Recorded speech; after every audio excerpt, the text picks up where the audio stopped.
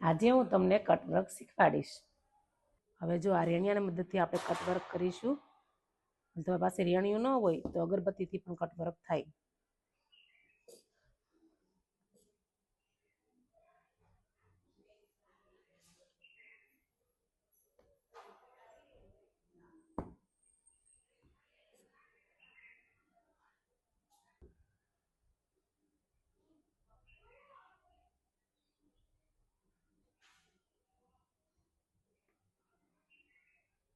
આવી રીતે ધીમે ધીમે તમે કટવર્ક કરશો એટલે વાંધો નહીં આવે।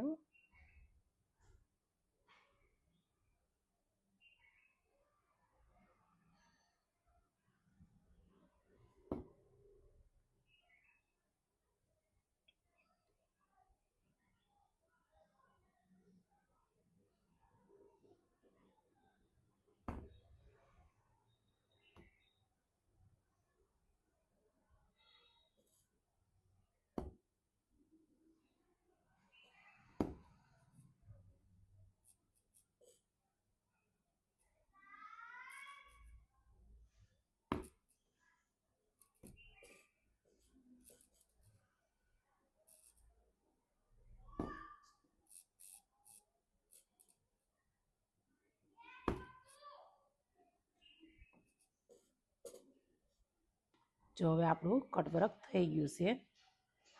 તમે પણ આવી રીતે શીખજો અને કરજો।